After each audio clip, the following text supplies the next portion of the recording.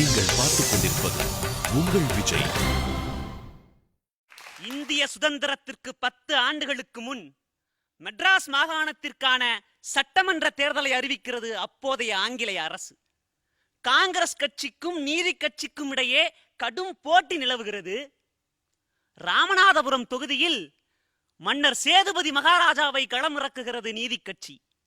மன்னரை எதிர்த்து யார் போட்டியிடுவார்கள் என்று காங்கிரஸ் கட்சி கதிகலங்கி போயிருந்தது. வேட்புமனுவை தாக்கல் செய்துவிட்டு சேதுபதி மகாராஜா அமர்ந்திருக்கிறார். அப்போது அங்கு 2 வாகனங்கள் வருகின்றன. கதவுகள் திறக்கப்படுகிறது. காமராஜரால் கைகாட்டப்பட்டு சர்தார் வல்லபாய் பட்டேல் அவர்களால் தேர்ந்தெடுக்கப்பட்ட வேட்பாளர் பசும்பொன் முத்துராமலிங்க தேவர் அவர்கள் இறங்கி வந்து மன்னருக்கு எதிராக நான் போட்டியிடுகிறேன் என்று வேட்புமனுவை தாக்கல் செய்கிறார். தேவர் அவர்களின் செல்வாக்கையும் பேச்சு வன்மையும் கண்டு அஞ்சி நடுங்கிய ஆங்கிலேயர் அரசு தென்னாட்டு திலகர் தேவரையா அவர்களுக்கு வாய்ப்பூட்டு சட்டம் போடுகிறது. அதையும் மீறி அந்த தேர்தலில் வெற்றி பெறுகிறார் தேவர் திருமகனார். தேவர் அவர்களின் சுதந்திர போராட்ட வரலாற்றில் திருப்புமுனையாக அமைந்த சம்பவம் இது. 1927ஆம் ஆண்டு சென்னையில் ஹன்சாரி அவர்கள் தலைமையில் காங்கிரஸ் மகாநாடு கூடுகிறது. அந்த மகாநாட்டில் ஆப்ப நாட்டு பிரதிநிதியாக கலந்து கொள்கிறார் தேவர் திருமகனார்.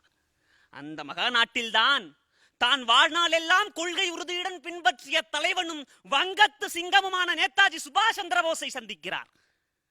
அந்த கணத்தில் இனி இத்தலைவனின் ஆற்றலையும் மக்களிடம் கொண்டு போய் சேர்ப்பதுதான் என் பணி, இனி என் பாதை சுதந்திர போராட்ட பாதை என்று அந்த கணத்தில் முடிவு செய்கிறார் தேவர் திருமகனார்.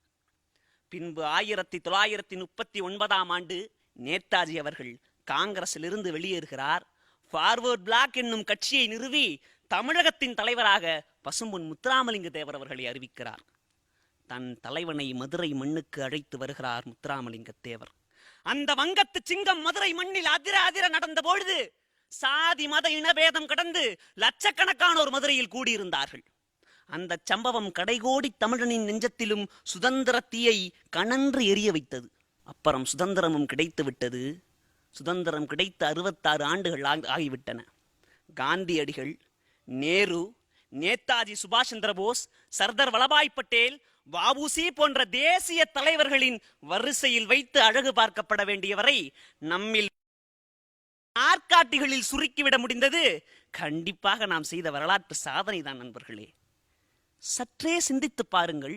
பசும்பொன் முத்துராமலிங்க தேவர் என்ற ஒற்றை பெயருக்கு பின்னால் இவ்வளவு பெரிய மக்கள் கூட்டம் கூடுகிறதென்றால் அந்த மக்கள் சக்தியை வைத்து கல்வி உள்ளிட்ட பிற துறைகளில் முன்னேற்றம் காணாமல் அவர் பெயரை மட்டும் சொல்லிக்கொண்டு வெறும் மீசை முறுக்கி திரிந்து கொண்டால் என்ன இன்பம் வந்துவிடும் நண்பா?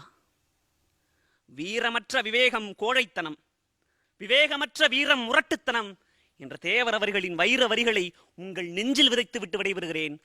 நன்றி, நல்வணக்கம்.